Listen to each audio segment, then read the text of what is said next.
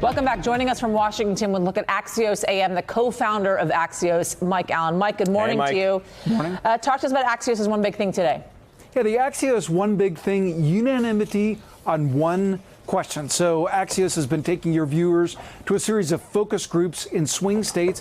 Lexi McCammond was in Minnesota on Monday. And so this focus group of a dozen swing voters, so those are people who switched from Romney to Hillary Clinton or switched from President Obama to Donald Trump, they were asked, should there be a federal ban on assault weapons? 12 people, unanimity, every single person raised their hand. Why does this matter? This is the sixth of these focus groups that we've done. There has not been a single other question that everyone agreed on.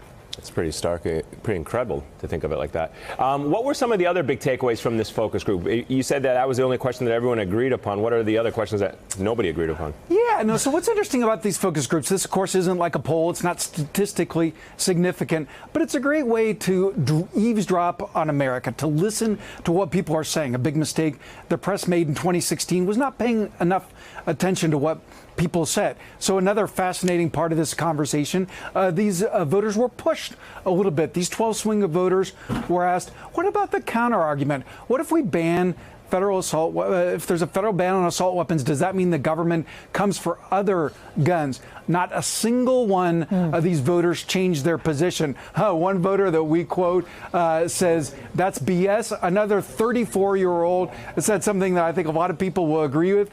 They said someone who wants an assault weapon probably shouldn't have it. It's interesting. I've actually sat in on some of these focus groups in the past, and it's so fascinating to see the way people think, especially when it's someone that you don't necessarily speak to on a daily basis who has completely different experiences and opinions than others do. Axios is also looking at the impact that these mass shootings have on the 2020 race. What are you finding? Yeah, so we have a series of attention trackers, weekly studies of how the campaign is playing on social media, what's really exploding online. And this week, for the first time, gun control and shootings passed immigration as the #1 topic online.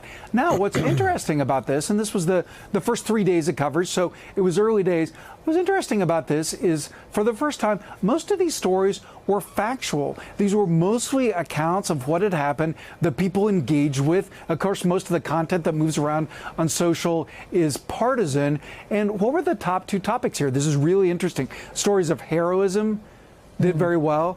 And then the other topic, the #1 topic related to the shootings, was video games. And these were stories debunking what President Trump and other Republicans had said about video games being a factor in these massacres. Of course, evidence shows that other countries with plenty of video game use have many fewer mass shootings, and of course they have fewer guns. Yeah, it seems like it keeps coming down to the topic of guns. Mike Allen, always a pleasure. Thank you very much. Of course, we're going to be reading Axios AM in just a little bit. All of our viewers out there, you too, make sure to sign up for that newsletter. Sign up at Axios.com. That does it for us on this Wednesday morning. I'm Yasmin Vasugian alongside Ayman Mohideen. Morning Joe starts right now. Hey there, I'm Chris Hayes from MSNBC. Thanks for watching MSNBC on YouTube. If you want to keep up to date with the videos we're putting out, you can click subscribe just below me or click over on this list to see lots of other great videos.